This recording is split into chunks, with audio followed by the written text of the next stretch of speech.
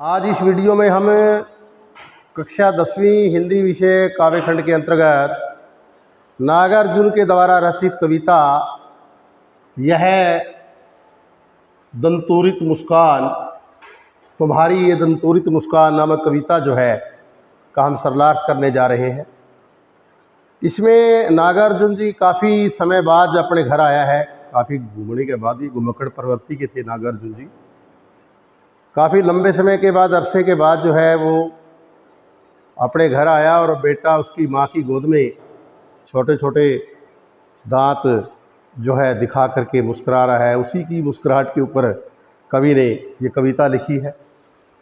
कवि कह रहा है, तुम्हारी यह दंतुरित मुस्कान मृतक में भी डाल देगी जान, धूली दूसर तुम्हारे ये गात, छोड़कर तालाब मेरी झोपड़ी में खिल रहे जलजात, परस पाकर तुम्हारा ही प्राण पिघल कर जल बन गया होगा कठिन पाषाण, छू गया तुमसे कि झरने लग पड़े शेफालिका के फूल, बांस था कि बबूल। कभी अपने छोटे से बेटे की माँ की गोद में है वो और छोटे छोटे दांत निकाल करके वो मुस्कुरा रहा है।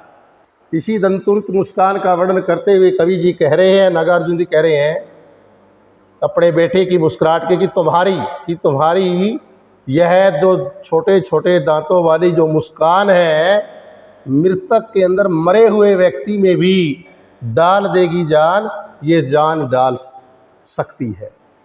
कहता है, बेटा तुम्हारी इस दंतुरित मुस्कान में इतनी शक्ति है कि ये मरे हुए व्यक्ति के अंदर भी जो है जान डाल सकती है।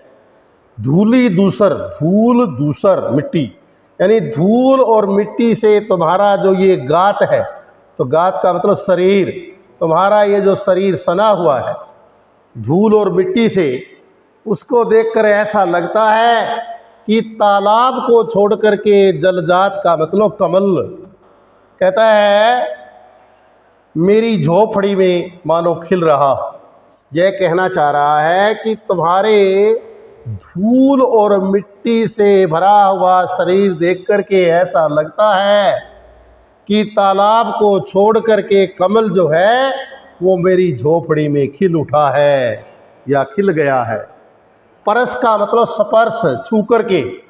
तुम्हारे ही प्राण, कहता है तुम्हारे प्राणों को छू करके पिघल करके, जल का मतलब पानी बन गया होगा, कठिन मैंने कठोर, पाषाण का मतलब पत्थर।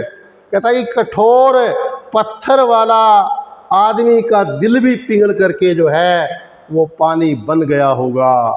छू गया तुमसे, कहता तुम्हारे को छूने से झरने लग जाएंगे शेफालिका के फूल। किससे? बांस था या बबूल। कहता है कि हे बेटा तुझे बांस या बबूल अगर तुझे छू गया तो ऐसा लगता है कि उनसे दोनों से कि शेफालिका के फूल उनसे झड़ गए होंगे।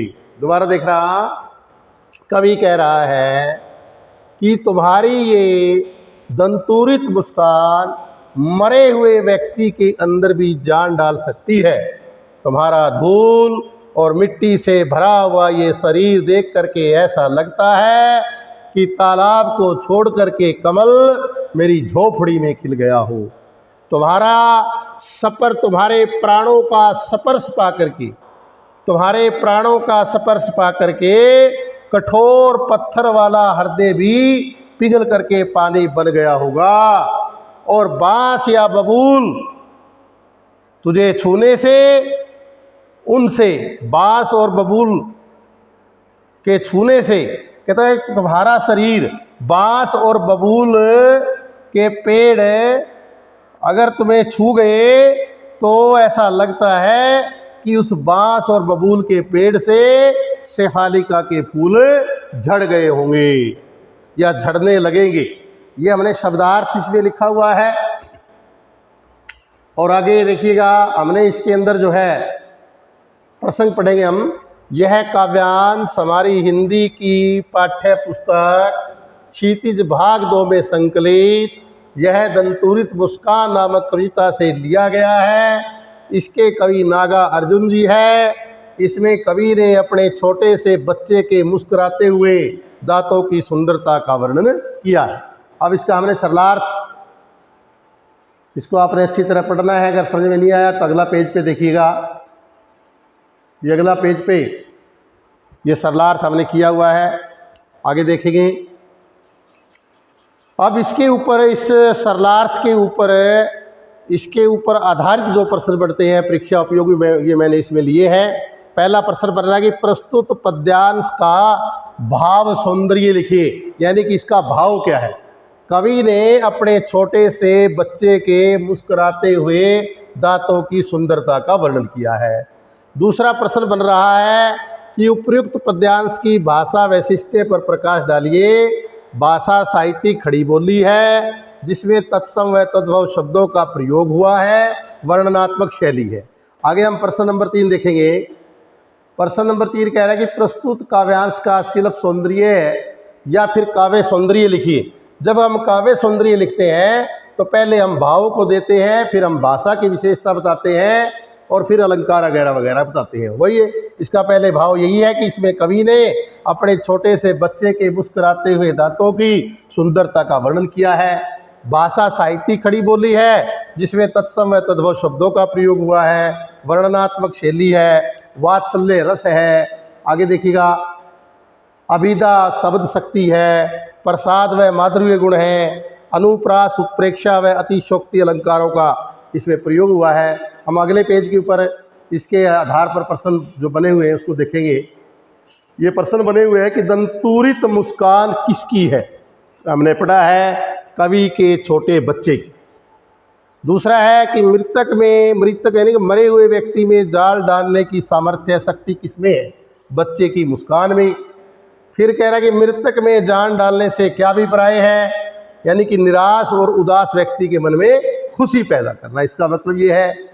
अगला है दंतुरित मुस्कान के प्रभाव का वर्णन कीजिए। प्रभाव है कि मरे हुए व्यक्ति के अंदर भी ये जान डाल देती है। आगे देखिएगा प्रश्न नंबर 8।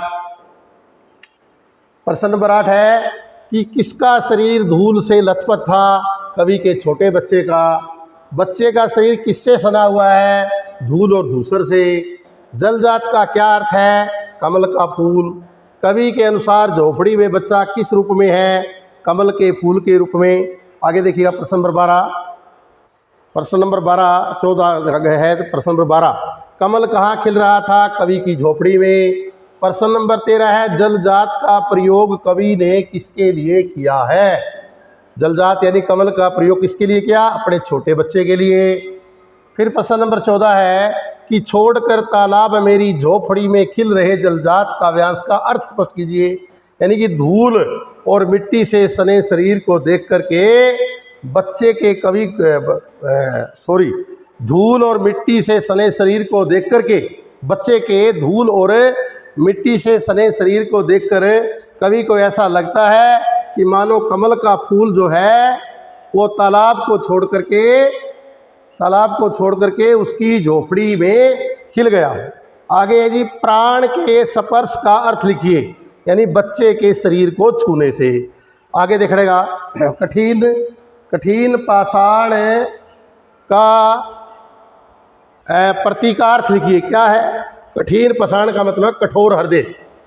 पाषाण पिघल कर जल क्यों बन गया होगा, बच्चे के स्पर्श से, बच्चे के छूने से। शेफालिका के फूल क्यों और कैसे झड़ने लगे, बच्चे के छूने से। बांस और बबूल के जो पेड़ हैं से वो शेफालिका के फूल झड़ने लगे।